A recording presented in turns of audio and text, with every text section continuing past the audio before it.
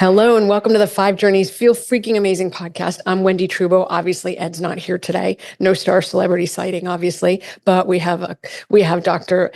Kaufmann, who is a longevity physician, author, creator of the Kaufmann Protocol, and it's the only scientifically rigorous methodology for creating personal longevity programs. Her information is presented in two popular books, The Kaufmann Protocol, Why We Age and How to Stop It, and Aging Solutions. Sandy, welcome. I'm so excited to have you on the podcast today. Thank you. I am thrilled to be here. Let's dive in. I mean, look, longevity is important because the alternative is worse, right?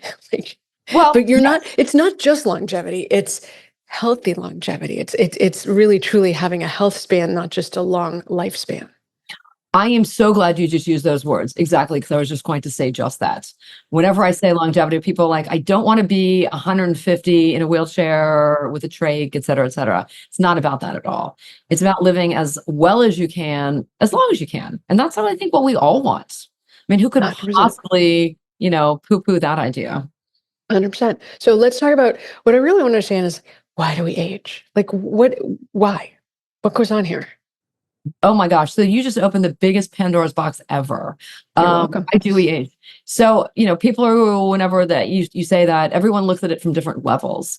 There's the social level, there's the what you eat level, there's the exercise level, there's theoretical levels. I was a cell biologist. Before I went to med school, I got a master's in cell biology. I'm an anesthesiologist. So everything I do is cell and organ based, and I deal with a lot of pharmaceuticals and molecular biology and that sort of thing. So my answer is sort of framed in that way of thinking. So here's the reasons that you age. Drum roll. Okay, here we go. Get ready. So let me actually, before I say that, a lot of people in my world live by what's called the hallmarks of aging, which is a mishmash of cellular things and some non-cellular things. And the list just keeps getting longer and longer, and it's just not very organized. So before even people knew that there was a hallmarks of aging, I decided about 10 years ago that you could clump all of the reasons that cells age into 7 big piles. And I call those the 7 tenets of aging. So if you think about them sort of like in a very methodological perspective, they're very easy to remember. And they're always in the same order for a reason, and you'll understand that at the end. So reason 1, or tenet 1, has to do with DNA alterations. DNA go awry for many reasons. Number 1 is telomeres get shorter. Number 2, you get epigenetic modifications, some of which are good, but most of which are bad or detrimental. And then thirdly, we talk about chromatin structure, and there's stuff called heterochromatin and euchromatin. And the ratios of this change over time, which leads to structural changes in your DNA. And thus anomalous things in your DNA get loose, and it leads to like transposons and increased risks of cancer and that sort of thing. So that is tenet 1, anything that can go wrong in your DNA. Tenet 2 has to do with your mitochondria. So this is energy production. And energy production in your mitochondria can fail for roughly 7 reasons, and I won't bore you with all of them, but it's structural changes, it's biochemical reasons, it's because we use oxygen in the electron transport chain, and that develops into what we call free radicals, and those are little bombs around your body. There are endogenous free radical scavengers that fail over time, so that's another one of the reasons. You get a shortage of some of the basic ingredients that mitochondria use. The biggest one, of course, is the precursors to NAD are very, very important. Anyone over the age of 40 is generally deficient in NAD. But again, there are many reasons why your mitochondria fail, and that's all in tenet 2. Tenet 3 is what I call pathways. And there are many pathways throughout your body that monitor things and then respond accordingly. So the sirtuins fall into this category. Sirtuins monitor how much energy you have, how many nutrients you have, and they dictate what you do.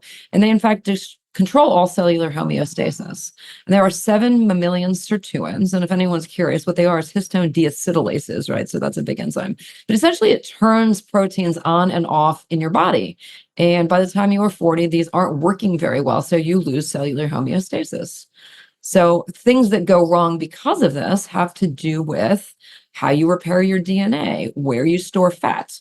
It's the stereotypical question, or, everyone says, well, I eat the same thing that I used to, and I exercise the same. How come I now have a big abdominal ring of fat? right? That's everyone always asks that. And the answer is you're sirtuin deficient, so your body stores fat differently, which is awesome because it means there's a reason and we can fix it. But other pathways, so there's the AMP kinase pathway, measures energy. There's the mTOR pathway. And then I've recently thrown the circadian pathways in there because they're extremely complex. And it's not just not sleeping. It has to do with roughly 30 to 40% of all of your genes are activated by the same proteins that cause you to fall asleep.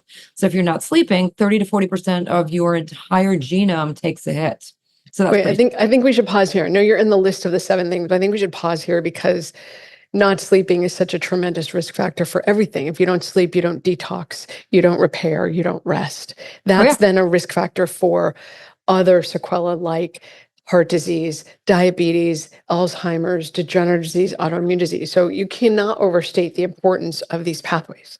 So, okay, go back to you. I just wanted to and so that in. What's really interesting about this is the traditional belief is that because you sleep, you put that at the top of the pyramid, all of the other things happen because of it. And what's interesting is that's not the way it happens.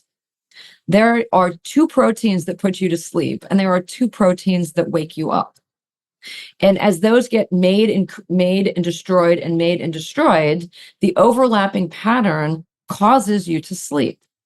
But the production of these proteins also trigger gene control or clock controlled genes.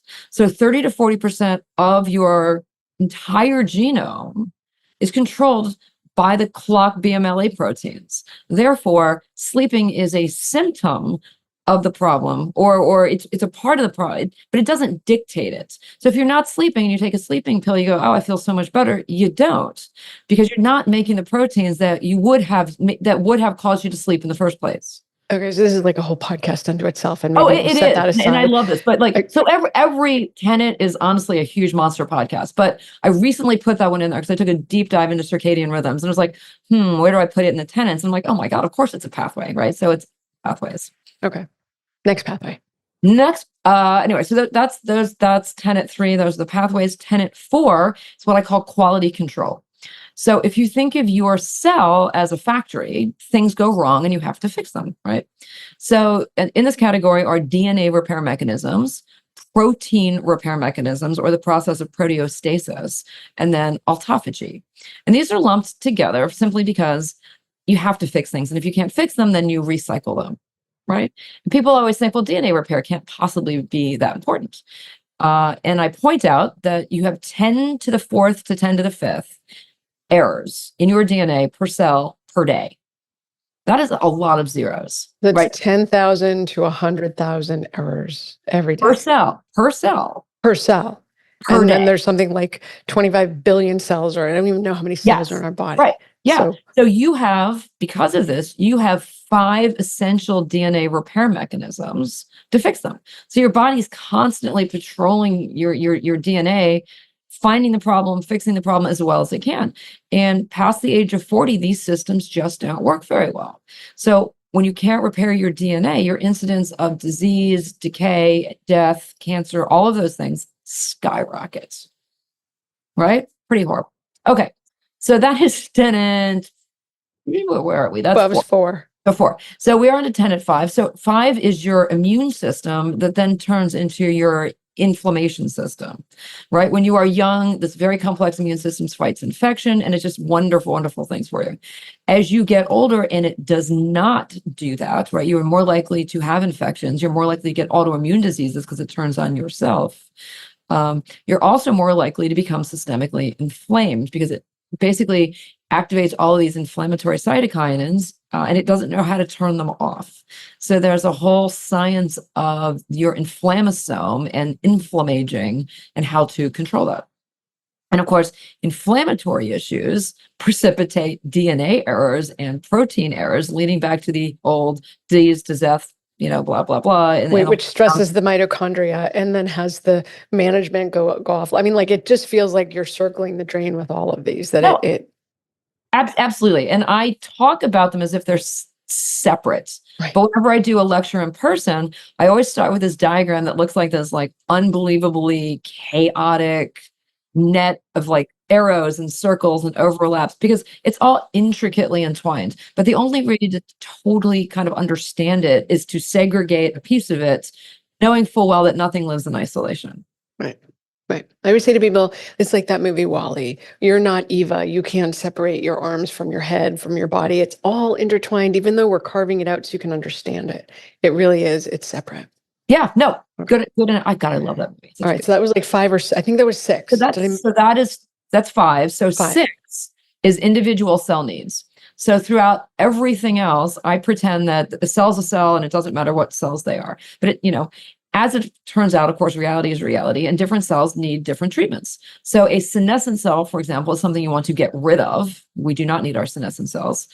A stem cell on the other end of the spectrum is something we absolutely need, and we need to baby them and care for them and love them dearly, right? And give them everything that they need. In addition, it recognizes the idea that a blood red cell is different than a liver cell, which is different than a kidney cell, which is different than a brain cell. They all have individual stresses and requirements based on what they do, what they're exposed to, and how long you expect them to live, right? Red cell turns over every 3 months. A neuron in your head lives your entire life. So they have different requirements. Is there anything that unifies them that you can say, okay, here's the common thread that runs through them. All cells need this. And then we stratify it to that next layer of individuality. Is there anything you can talk to there? Yeah. Well, the first 5 categories responds to like all of them. Okay. Right? This is where you go, okay, these are these little, nuances that we need to sort of deal with. So every cell has DNA issues. Every cell has mitochondrial issues and pathway issues and blah, blah, blah, blah, blah. This is where we sort of go, you know what?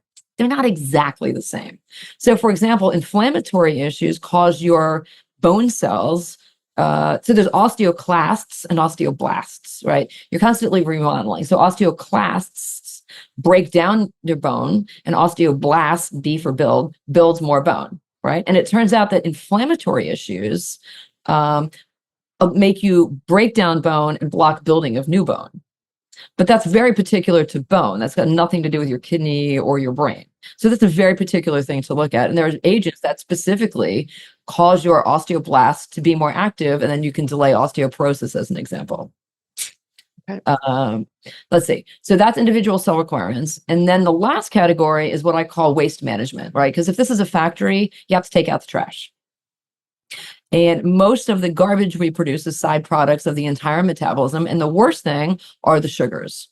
And of course, sugars, everyone points to glucose, but glucose is not as bad as some of the other ones, such as fructose or ribose.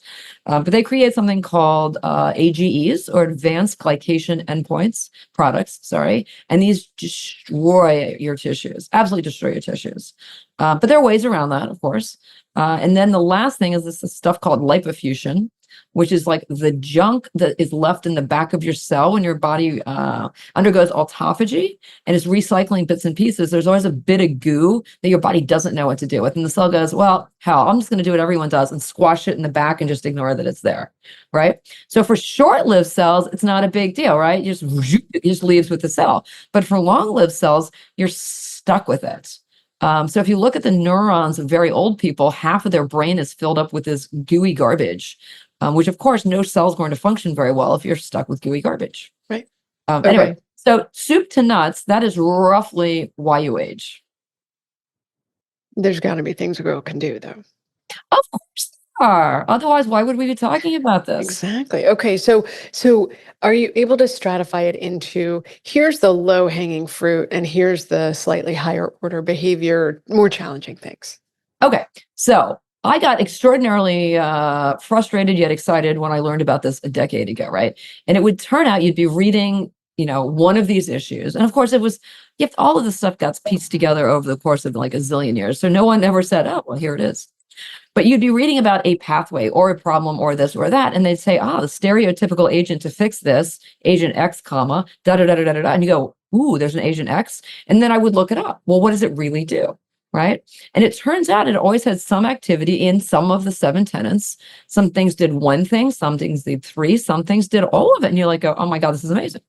So at one point, I had this huge piece of paper because I'm old fashioned. I use paper, and it had the 7 tenets, and I had this check minus system in it. Like, right, oh, this is useful. Check. 2 checks in this column, a negative in that column, and it turned into a numerical system whereby if Agent X did absolutely nothing in your DNA, as an example, it got a 0. Nothing. I couldn't find anything. 0. If it did something in a test tube or a culture or just a really damn good idea, it got a 1, right? If there was evidence in a non-human mammal model, like a rodent, a horse, a dog, quail, which aren't really mammals, but good human, non-human animal evidence, it got a 2. And if there was solid human evidence, it would get a 3, right? Okay. Makes sense. It was just my way of sort of like keeping track of this stuff. And then I realized now every agent that I looked at had a 7-digit rating number, right? That now they have barcodes. Right. So then I realized, right? Now keep in mind, it's not efficacy, it's clinical evidence. I mean, that's what these numbers are, right? But I decided at some point that they're additive. So if you were going to say, I want to take one thing, take something with the highest numbers in each category. Right. If I wanted to take 3 things, find things whereby when you added the numbers together, the categories at the bottom were all covered. And is this a one size fits all, Sandy? Like, oh no. This is the beauty of it, right? If you have no medical problems, then all the numbers should be roughly the same at the bottom, right? If you have a medical problem or you have a family history of a medical problem, all diseases can be tracked to what the cellular processes are, right?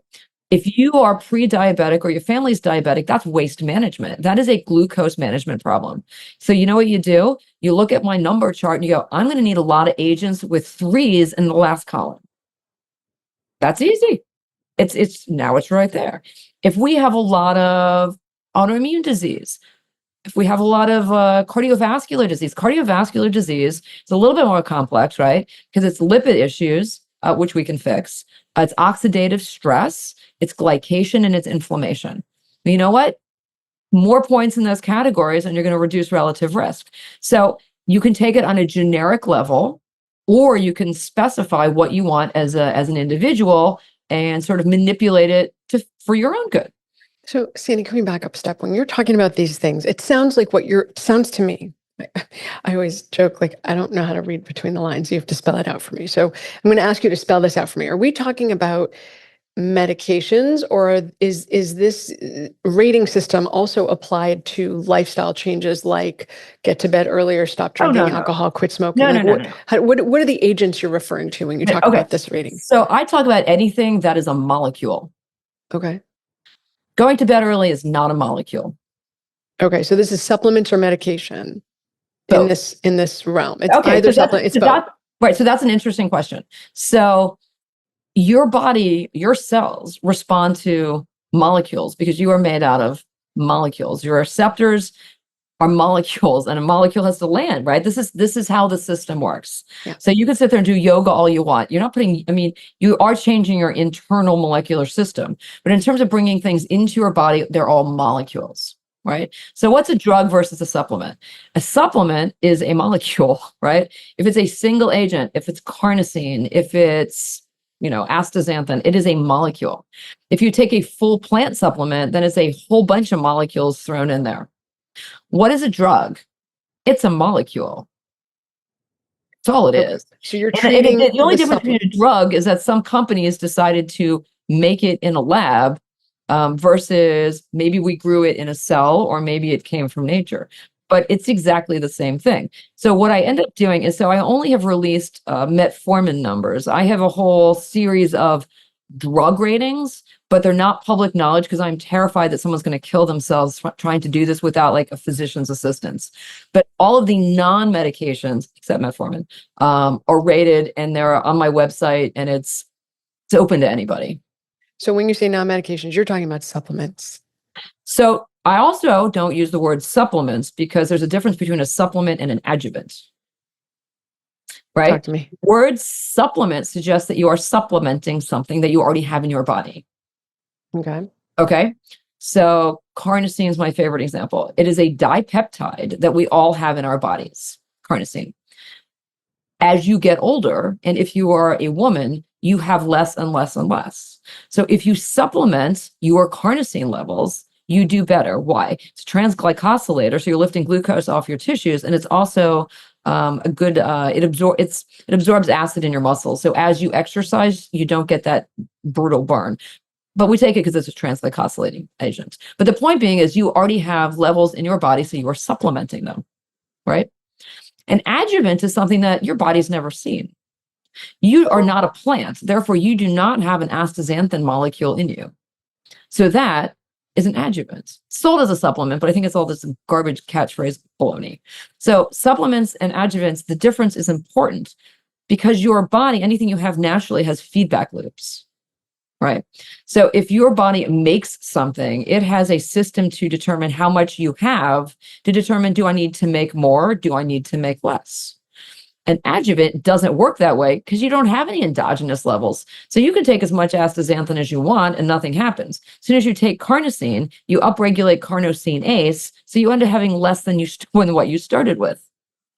So it's sort of one of these like, trying to figure out what it is, how the body responds, and then thus how to deal with it. Okay. So where I was headed with that was you have the system for things that you take. Correct. Let's whether they're supplements, adjuvants, or medications, they're still Correct. things you take. Correct. So everybody is looking for the magic pill, and I've kind of figured out that the magic pill is like 1,000 magic pills. But basically, what are the things people can do before they get to things they're putting in their mouth as an extra, right? Okay, Something they're going to, before you spend money on something, what can you do to help your aging on those 7 tenets that doesn't require you to purchase something? Okay, so excellent question. Well, let me tell you, I have this thing that I call the longevity pyramid. Okay. Yeah. And much like the 5th grade food pyramid that we all saw very, very long ago. By the way, you should all be throwing that pyramid out because it sucks. Oh, it's terrible. We're throwing it out. We're just using it as a reference. Oh, I know. I just remember because I was in the 5th grade. I'm like, really? There's a cupcake at the top. But it was the idea is good, right? The idea is at the bottom, it's things that you need to do more frequently than the stuff that you do at the top. Right. So I thought, well, this makes sense in longevity. So at the bottom of my pyramid are things that you should do every day. Right. What are those? The next level up are things that you should do a little less frequently. So I put that in the once a week category. And then there are things in the once a month category and maybe once a year, and then so on and so forth until you keep getting farther and farther into this like sort of wormhole of longevity. So what can you do every day? Exercise is the cheapest thing to do that everyone should be doing baseline. There is no doubt that none of this works without exercise. People always say, well, aerobic or non-aerobic, and you have to do both. Your body responds differently to aerobic versus resistance training. So you don't have to be a weightlifter for, but in order to maintain bone density and a variety of other things, you need compression and you need to activate your muscles. You also need the cardiovascular activity to keep your lungs healthy, to keep your endothelium of your entire sort of vascular system busy. So exercise, without a doubt, is the cheapest thing to do. Okay. Of course, diet falls into this category.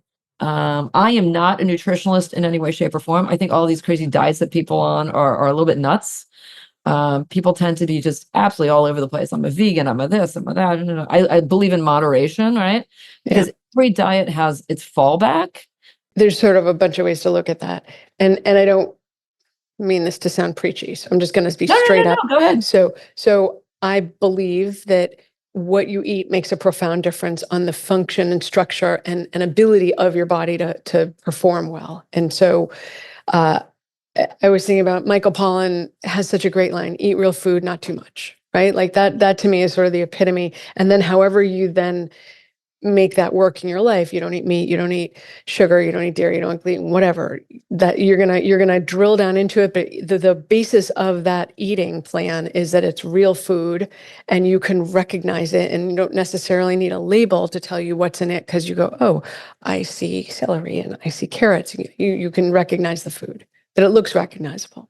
Okay, so we did exercise, we did food. What's next? Things in the pyramid that you don't need to purchase necessarily. It gets a little harder from then on because I do a lot of light therapy. So it's not something you purchase every day, but red light and infrared therapies, 8 minutes a day, I think is just fantastic. Clearly there's an upfront purchase, but then once you have it, then it's sort of free-ish. Some people put peptides into this category, but again, that's something that you have to purchase. Okay, so maybe we don't have to say not purchase, but more like not something that you're adding to what you're eating to round it out. It's more about a lifestyle behavior. Well, I Like, will what tell else? you, I'm not a lifestyle coach at all. Everyone, there's a big push for yoga and meditation and all of that sort of thing. That is not my gig. I'm a bit of a hardcore molecular biologist. So I know all of those things are extremely good for you in terms of biofeedback, et cetera. Oh, here's something that I do, and this is sort of everyone makes fun of me. Well, we live on a golf course. I only walk it in bare feet because I am a big believer in energy and grounding.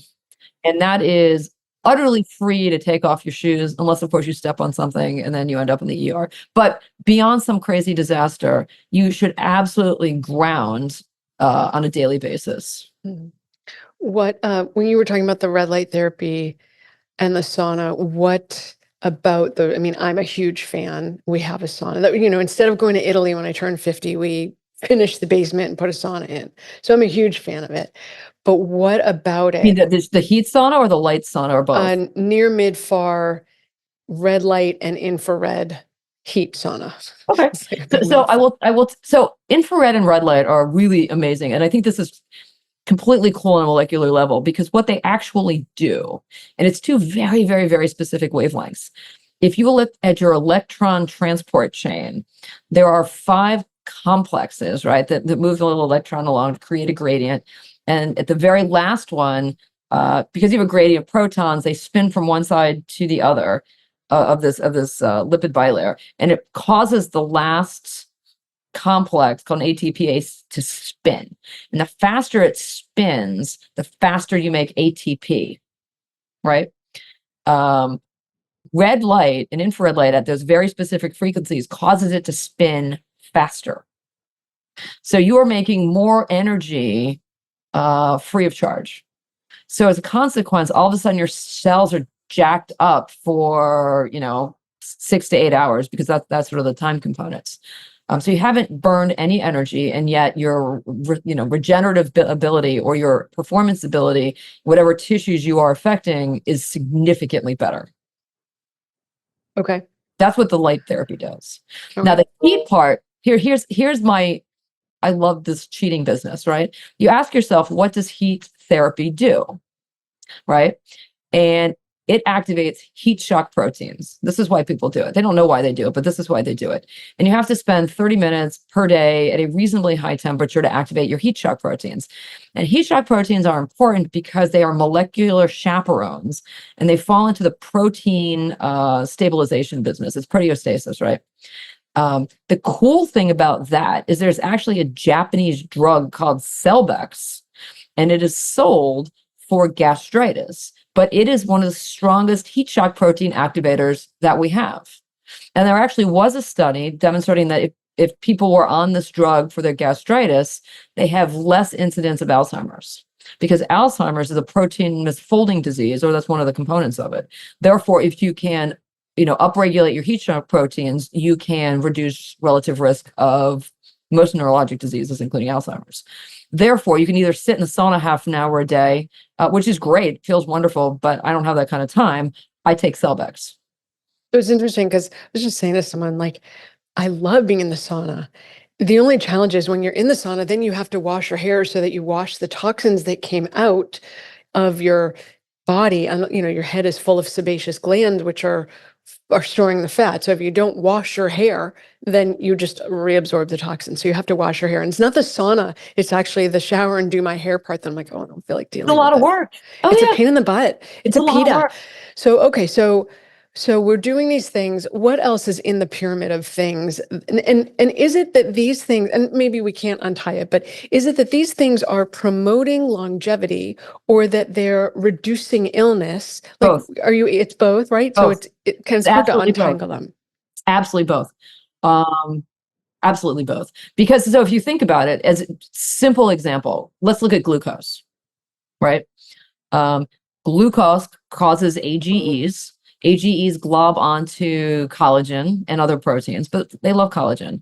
And my analogy is always if you take like a cloth tablecloth, and if you look at the little fibers, they're cross-linking and you can slide them, right? And that's what our skin does, or our bone, or the tissue in our heart, anything collagen-based. And they slide.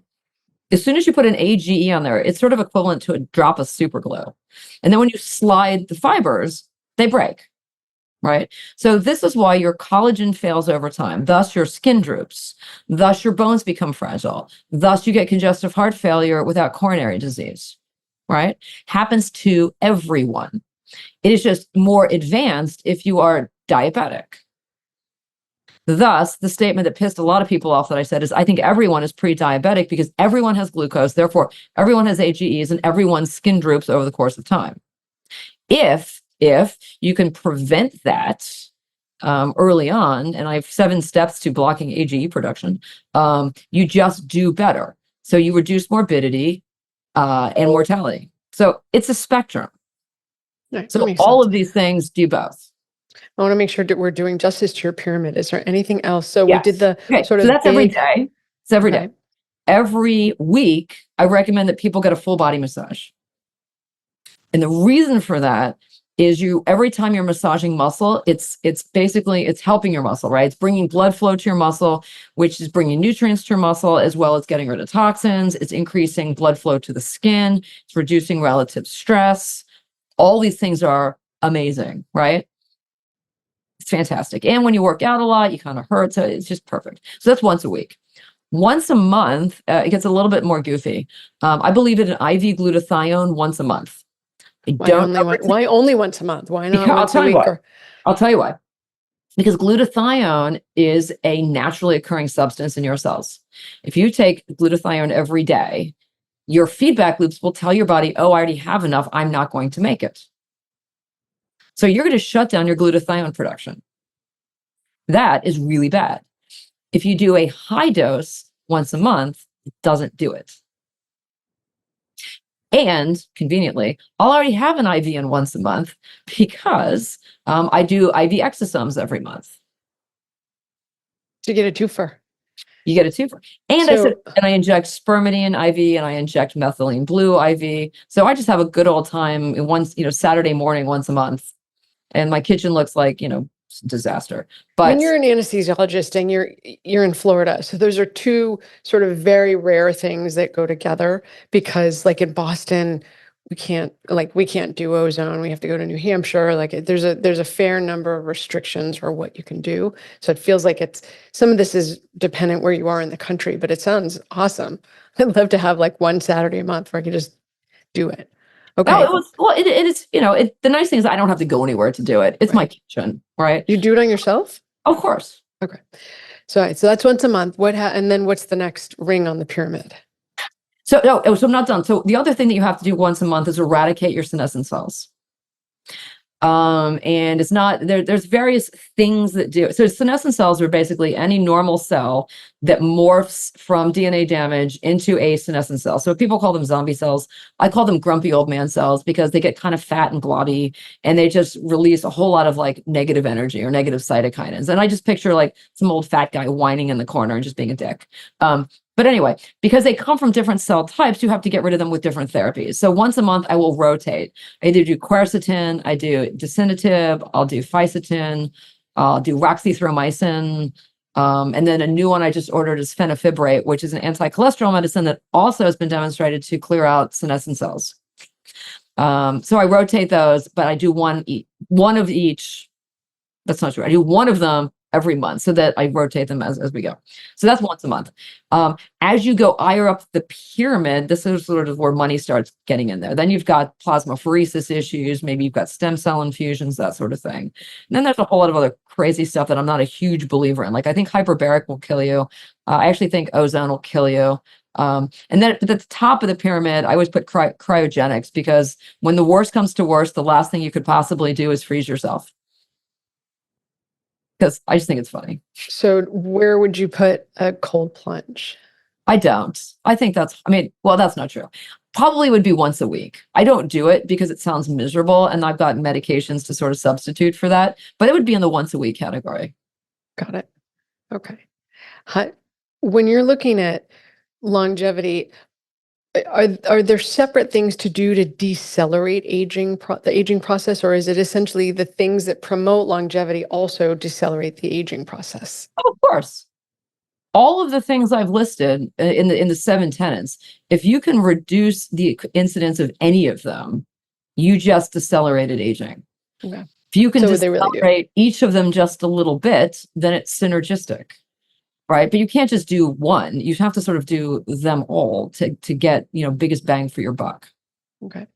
When people do these things, aside from, I always say to my patients, look, the absence of a problem is really hard to track and you can't study yourself. So you don't know what you would have done if you hadn't done, or if you did do. You don't know the other outcome that happens from the opposite behavior. So when people do these, aside from that they live and they don't feel badly necessarily, are there things that they'll notice that they go, oh, that's meaningful? Oh, 100%. And it Like what? depends. Well, so the answer, let me address this in several ways. There are a lot of blood tests that will test certain aspects of aging. So you can track it to a certain degree numerically. Is it completely accurate? No. But you can do a methylation test, you can do a telomere test, you can do a glycation test, you can do a variety of things. So to some degree, it's trackable. But what most people notice is things that they wanted to get rid of in the first place. So, for example, most people in their 40s and 50s start realizing that their vision is going. I can reverse that. Most people complain that they don't have a lot of energy. I can reverse that.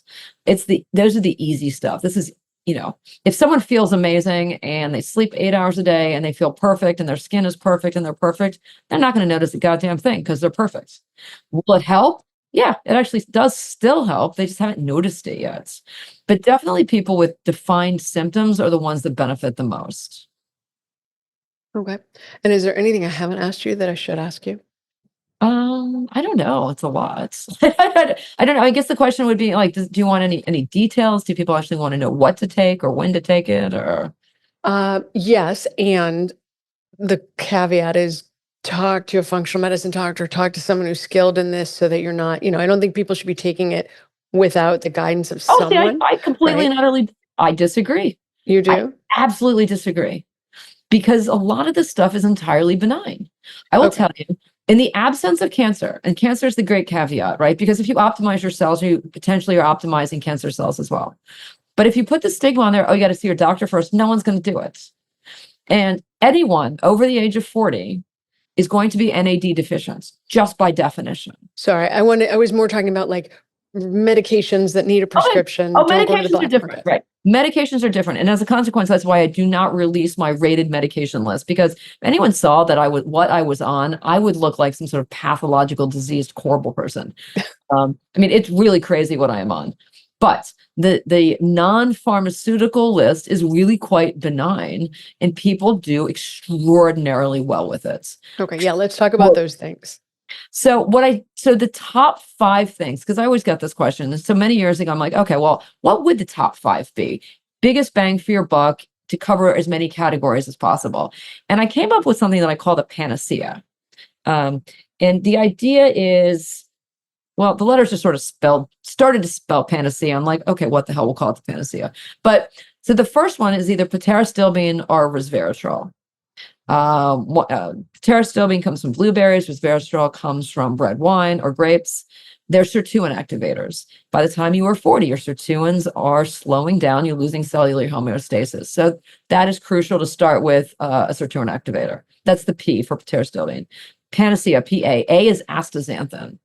Astaxanthin is one of the most potent free radical scavengers that we have. It comes from algae. You piss off algae, it turns orange. It makes this lovely goo. The goo is designed to protect its own DNA. And so what does it do for us? It protects our DNA. I give it to my kids because we live in Miami. As a consequence, I have very pale children. I got a blondie and I got a redhead, and they burn. When they take their astaxanthin, they don't. Why? Because it blocks DNA damage and it blocks inflammation. So that is very benign and very easy to do. PAN. So N is an NAD precursor. Options are NMN or NR. They're both one enzymatic step different, so it doesn't really matter which one you take. There's IVs, there's patches, there's this, there's that. The only thing I will warn people about, because a lot of people love IV NAD because it sort of gives you a buzz, is that NAD is controlled by your circadian rhythms and in effect controls your circadian rhythms. So if you give yourself a big giant dose, you're sort of screwing with your circadian rhythms for a day or two with potential harm. So you want to take it in the morning at a reasonable dose and just do it consistently to maintain your circadian patterns. The next C is curcumin. Curcumin is extraordinarily benign. Real curcumin, however, the half-life is terrible. It's only about a half an hour. So you need some sort of like revved up, specialized version. And I use something called Rev Genetics because they put it in nanomycels. So, it's just sort of stronger. But that is the strongest anti-inflammatory that we have. So that helps a lot of problems. It also decreases lipofuscin accumulation. It's a polyphenol, so it helps with a variety of things. And then lastly is carnosine, as we talked about earlier. It's a transglycosylating agent because we have to throw something in there for glucose. So that would be top 5. Anyone 40-ish, very little, if any, worry about any medical problems. So it's extremely benign and it's an easy place to start without having to see anybody. Sure. Yeah, you're not going to hurt yourself with those things. No, you're not. And the funny thing is so many people have done this now that if you type 1 or 2 of them into Amazon, the other ones pop up as frequently bought with. Like, so this is good. I know people are doing it. And so I don't get paid a penny, so I don't actually care. But I know that it's working because people send me emails all the time that they've started with this, they love it, and now what do they do? Mm-hmm. Mm-hmm. And where do people find you, Sandy? I hide in corners so no one can find me. On airplanes, right? I'm on a lot of airplanes. Do you know, we recently flew to Greece, and I was like, if something's going to happen, this is the kind of flight to have it on because it's long. So I whispered to the stewardess, my husband and I are both physicians, and we're seated in these rows.